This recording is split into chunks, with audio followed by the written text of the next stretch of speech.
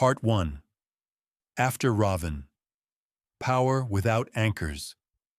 Lord of Chaos opens in the unsettled aftermath of the fires of heaven, and the emotional landscape is defined less by victory than by absence.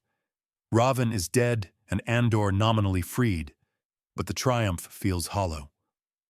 Moraine is gone, vanished beyond the twisted doorway ter'angreal with Lanfear, and her loss leaves a space that cannot be filled.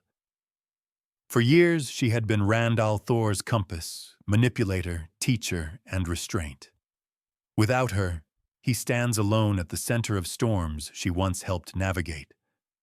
Rand has taken Caemlyn as a temporary base of power. From there he begins consolidating control over nations destabilized by Forsaken interference and political chaos. Yet even as he grows stronger politically and militarily, his personal isolation deepens. Nobles kneel, Aiel chiefs defer. Aes Sedai scheme. No one simply talks to him anymore. Every interaction feels like maneuvering around a weapon. The weight of saidin presses on, him constantly. The taint feels thicker. Sometimes he hears echoes of Lews Therin's thoughts, or experiences sudden flashes of memory that are not his. The madness he fears is not explosive but subtle, a creeping erosion of certainty.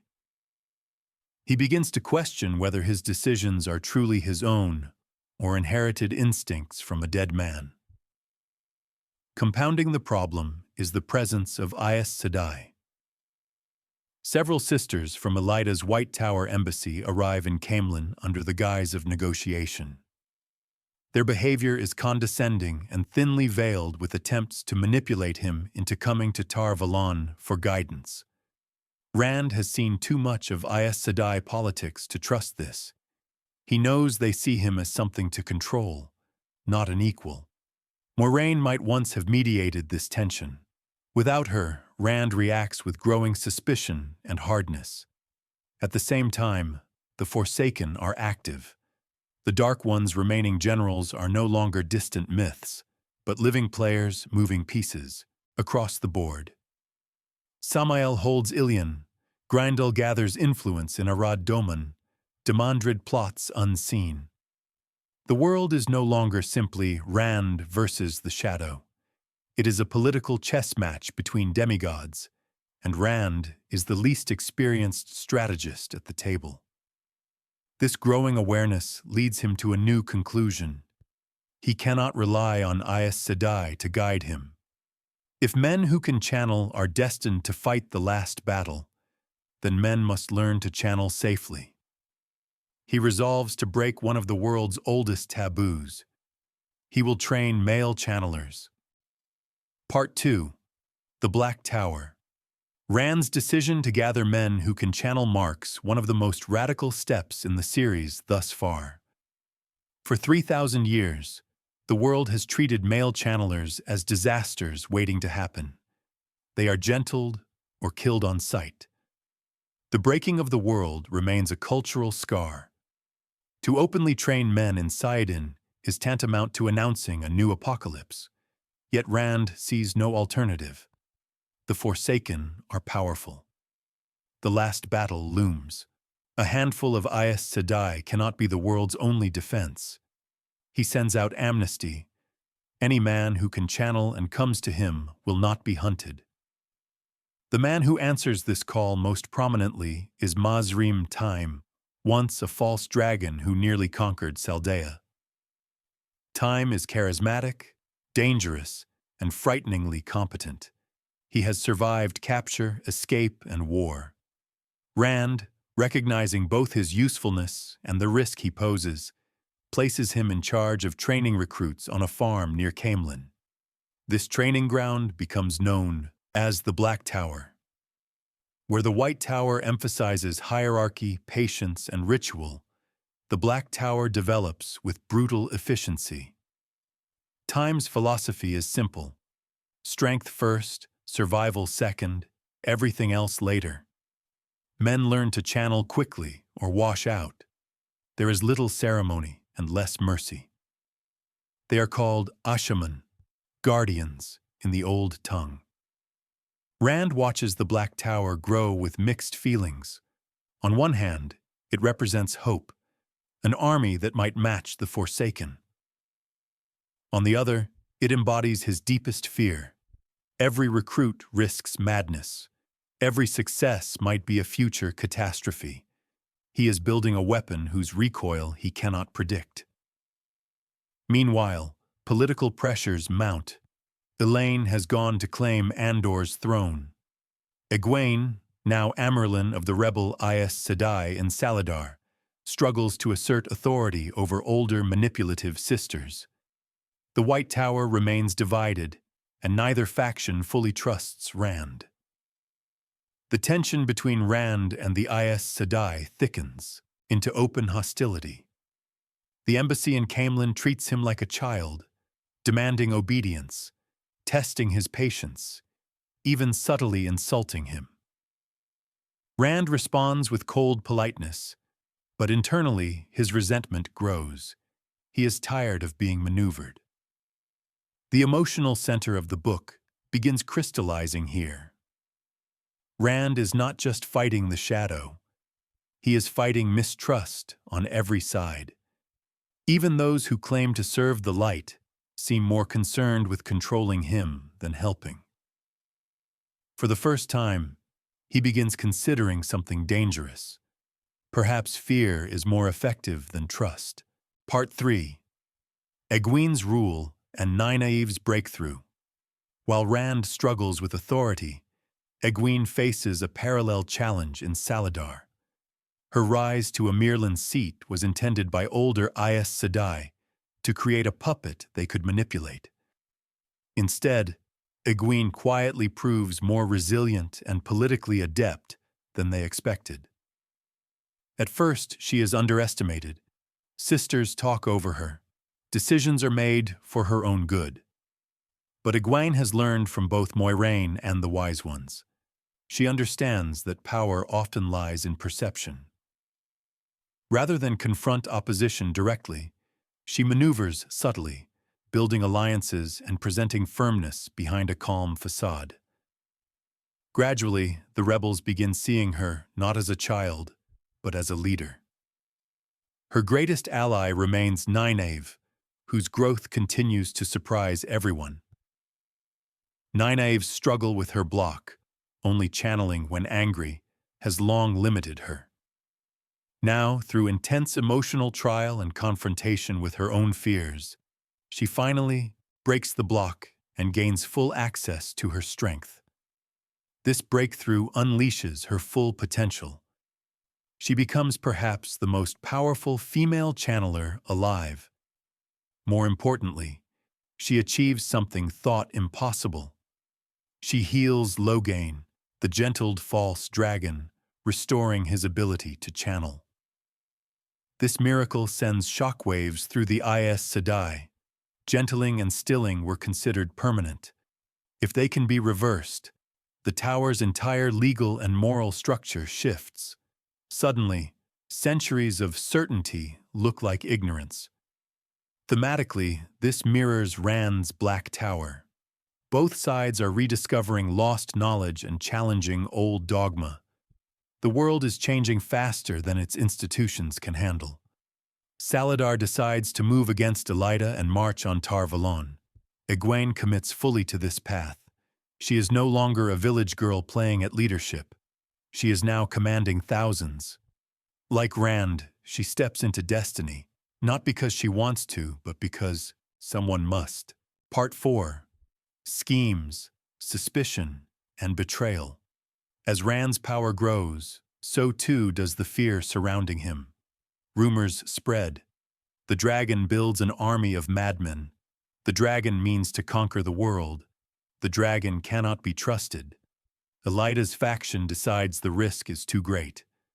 Instead of negotiating, they choose a simpler solution. Capture him. Under the pretense of diplomacy, a larger group of Aes Sedai arrives. Their behavior seems more cooperative, more respectful. Rand, wary but hopeful, allows them near. He wants desperately to believe peace is possible. It is a trap. Using surprise and the One Power, they shield him and take him prisoner. Stripped of saidin, beaten and confined in a chest barely large enough to breathe in, Rand experiences true helplessness for the first time since childhood. The captivity is brutal. He is treated not as a person, but as an animal. The Aes Sedai justify it as necessary restraint. Their logic mirrors everything Rand feared about them. Control at any cost.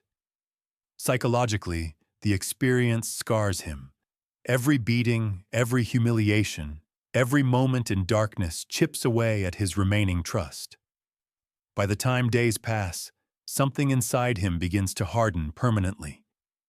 Meanwhile, the Aiel and his allies realize he is missing. Perrin feels it almost instinctively, a tug through the pattern. Gathering forces, Aiel, Two Rivers' men, and eventually Ashamun from the Black Tower, he begins pursuit. The stage is set for confrontation. Part 5. Dumai's Wells. Fire and Ashes. The march toward Dumai's Wells unfolds with a gathering sense of inevitability, as though the pattern itself has tightened into a knot that can only be cut by violence. Rand's captors, the embassy of Aes Sedai sent by Elaida, travel cautiously through the countryside with their prisoner hidden away in a wooden chest, reinforced with iron and bound with flows of the One Power. They move quickly, intending to reach Tar Valon before any rescue can be mounted. To them, Rand is not a man, but a catastrophe barely contained, and every decision they make reflects that fear. They speak of him in clipped, clinical tones, as if discussing a rabid animal. Yet their precautions cannot hide the fact that they are nervous. Even shielded, even locked away, the dragon reborn unsettles them. Inside the chest, Rand's world has shrunk to darkness, pain, and breath measured in inches. He is hauled out only for brief moments, beaten or interrogated, then shoved back into confinement. The shield on Saidin leaves him hollow, like a limb gone numb. For a man who has come to rely on the power as both weapon and reassurance, the separation is agony. Worse than the physical suffering is the helplessness. Every indignity, the cramped box, the casual blows, the matter-of-fact cruelty of sisters who claim to serve the light, chips away at his belief that cooperation with the Aes Sedai was ever possible. He begins to understand that they will never see him as anything but a threat to Leash. Days blur together in darkness, and his thoughts spiral inward. Lews Theron's voice mutters in the back of his mind. Rage becomes a constant companion, hot and steady, waiting for release. The convoy's progress is interrupted when the Shaido Aiel strike. Hoping to capture Rand for their own purposes and elevate Savannah's claim to power, they descend in overwhelming numbers, attacking with spears and ruthless determination. The carefully ordered Aes Sedai column collapses into chaos. Warders form defensive rings. Channelers hurl weaves of air and fire. The forest and hills echo with screams. In the confusion, alliances mean little. Survival is everything. The Shaido do not care that the sisters intend to take Rand to Tar Valon. They only see a prize worth any cost. Yet even this sudden assault is not the true storm. Perrin Aybara has been tracking Rand for days, driven by a stubborn certainty that his friend is alive and in danger. Gathering Two Rivers' men, Aiel loyal to Rand and whatever allies he can muster, Perrin pushes them forward with relentless urgency. When they finally reach Dumai's Wells and see the battle already raging, there is no time for careful planning. Perrin orders the charge. The Two Rivers' longbows begin to sing, their arrows cutting down Shaido with grim efficiency. The Aiel surge forward, veils raised, meeting their treacherous kin in brutal close combat. Perrin fights at the front, axe and hammer, both red with blood. Less a blacksmith now than a force of nature driven by loyalty and fury. Still, the fighting is desperate and uncertain. The Shaido vastly outnumber Rand's rescuers, and the Aes Sedai's weaves lash out indiscriminately, as dangerous to friend as foe. It seems entirely possible that Rand might die in the chaos before anyone can reach him. Then a new presence announces itself, not with shouts or banners, but with the sudden, unnatural silence that falls when men realize something unprecedented has arrived. Mazrim Taim and the Ashaman step onto the field. They come in black coats, moving with disciplined precision, their faces hard. Unlike the Aes Sedai, who fight with careful control, the Ashaman waste no motion. At times calm command, Ashaman kill. They unleash saidin without hesitation. What follows is not battle as the world understands it. It is devastation. The earth erupts. Men are torn apart by flows of air so fine they slice, like blades. Fire blossoms in spheres that consume entire ranks at once. Ground liquefies beneath charging Shaido, swallowing them whole. Bodies simply vanish, reduced to red mist before they can scream. The scale of destruction dwarfs anything the Aes Sedai attempt. Where sisters might disable or shield, the Ashaman annihilate. Their weaves are blunt, overwhelming, designed for one purpose only: to end the fight as quickly and absolutely as possible.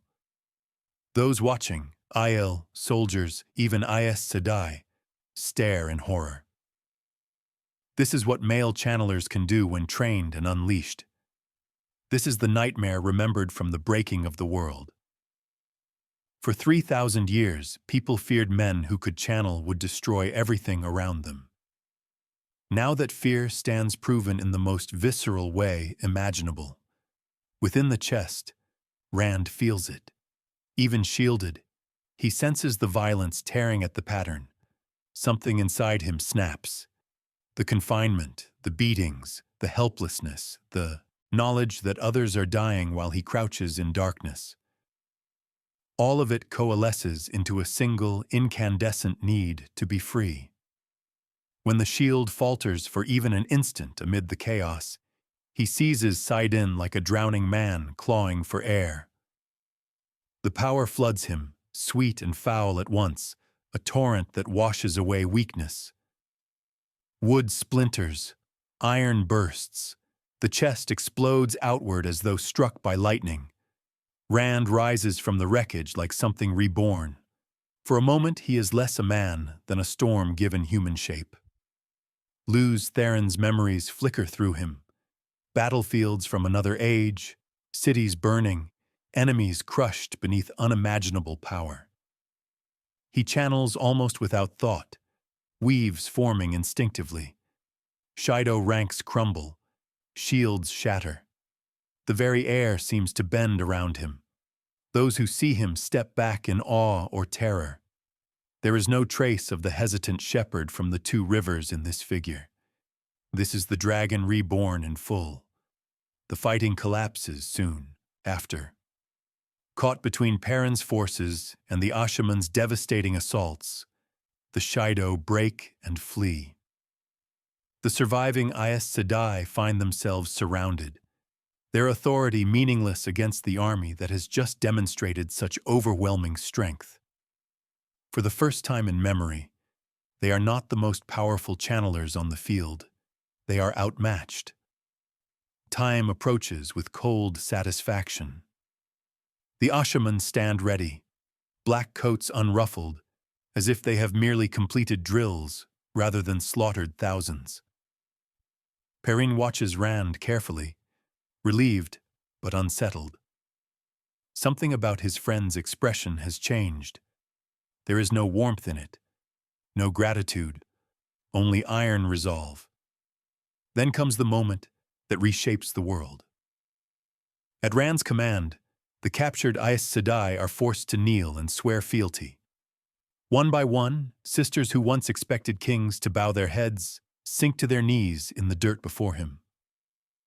Some weep with rage. Others mask their humiliation behind Aes Sedai calm, but they kneel. The symbolism is unmistakable. For centuries, the White Tower bent rulers to its will. Now the dragon reborn has bent the tower, yet there is nothing triumphant in the scene. The victory tastes like ash. Rand understands, even as he accepts their oaths, that this obedience is born not of trust, but terror. The Ashaman's slaughter has proven what he is capable of.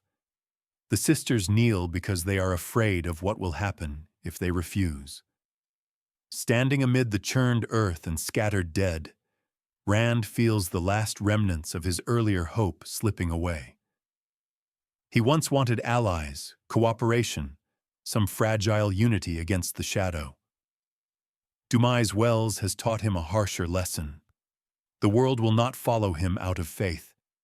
It will follow him because it fears him more than it fears anything else. Something inside him hardens permanently. He resolves that no one will ever cage him again. No one will ever treat him like an animal or a child. If fear is the only language the world understands, then he will speak it fluently. If becoming harder, colder, more distant is the price of victory at the last battle, he will pay it. As the survivors gather and the smoke drifts over the wells, a new balance settles over the land. The dragon commands an army of male channelers. The Aes Sedai have been humbled. The old order has cracked, and Rand al'Thor walks away from the battlefield changed, carrying not just the title of the Dragon Reborn, but the knowledge that he has crossed a line from which there can be no return. Please like, comment, share, and subscribe for more videos.